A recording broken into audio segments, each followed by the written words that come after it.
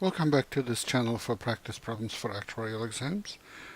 My name is Krzysztof Ostaszewski. You can find information about me at smarturl.it/Jedi. I also give you information here about a variety of resources I provide for studying for actuarial exams, P, FM, MLC, and MFE, and my advice on how to pass actuarial exams is at smarturl.it/pass. I direct the actuarial program at Illinois State University. You can find information about it at smarturl.it/actuary. And if you would like to make a tax-deductible donation to support our students, go to smarturl.it/help-ISU-actuary. Here's the problem for today. Catherine deposits 100 into an account at the beginning of each 4-year period for 40 years. The account credits interest at an annual effective interest rate of I. The accumulated amount in the account at the end of 40 years is X, which is 5 times the accumulated amount in the account at the end of 20 years. Calculate X. So we're dealing with those 4-year periods here. Let's just switch to 4 years as a period of time. Let's write J for the effective interest rate over a 4-year period with 4 years treated as the unit of time. Then J, of course, is equal to 1 plus I to the 4th minus 1, where I is the applicable interest rate. We don't know J, and we don't know I. We just know certain relationships between the amounts accumulated. So 40 years is a 10 4-year periods, and the accumulated amount at the end of 40 years is X, which is 100 times S double dot angle 10 evaluated at J. It's accumulated amount, that's why S double dot, because the payments are made at the beginning of each period.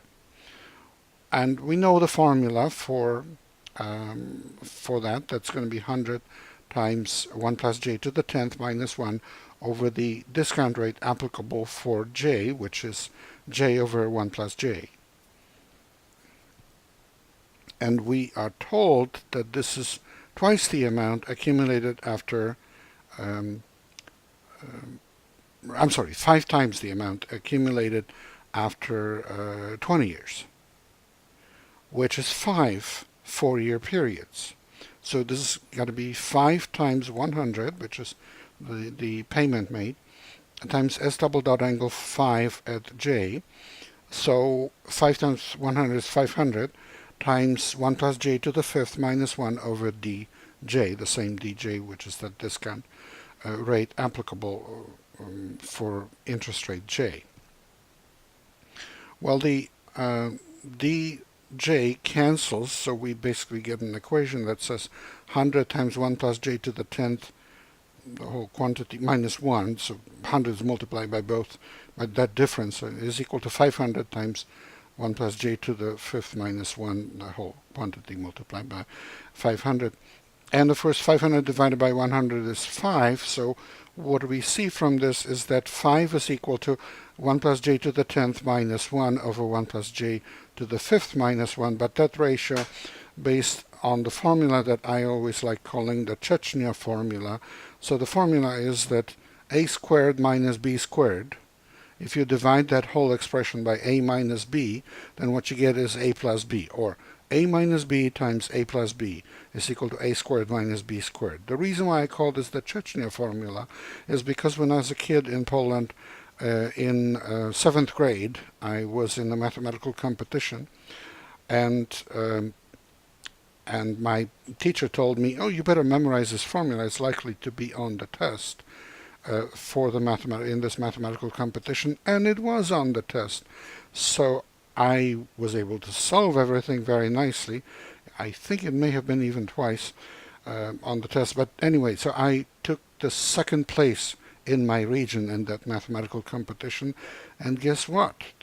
Poland was still controlled by the Soviet Union under Soviet occupation, and the kids that took the first 2 places in each region of Poland, there were 17 regions get the ultimate dreamy prize of a free trip to the Soviet Union. Not just Mother Russia, I mean the whole, not every republic of the Soviet Union, but we went to various places. And of course we went to see dead Lenin in Moscow, unfortunately. But one of the attractions they took us to was Chechnya. We went to Grozny and near there to a place called Mineralnie Vody. So you need to memorize this formula because one day maybe you too will go to Chechnya thanks to this formula. So anyway, this means that 1 plus j to the fifth is equal to 4, so j can be found from this to be about 31.9508%. And d sub j is j over 1 plus j, so it's 24.2142%. And x is 100 times s double dot angle 10 at j, so we plug in the known value of j, and 1 plus j to the 10th is also known, that's just going to be 4 squared. So all this gets to be relatively simple, just calculation, and the answer is 6194.782, which is answer E. So again, here is the glorious Chechnya formula. Now that you know its true nature and its true meaning, I hope that you'll remember it and use it successfully on actuarial exams. Please remember this is copyrighted material. And of course the problem comes from a Society of Actuaries exam, so it belongs to a Society of Actuaries, is reproduced with permission, but the solution is mine. And of course Society of Actuaries does not use the term Chechnya formula. In fact, nobody else but me uses that. But if it helps you remember it, then use it. Use it. It is important to remember. It's a very simple thing, but useful on the test. Good luck in your studying and good luck on the test.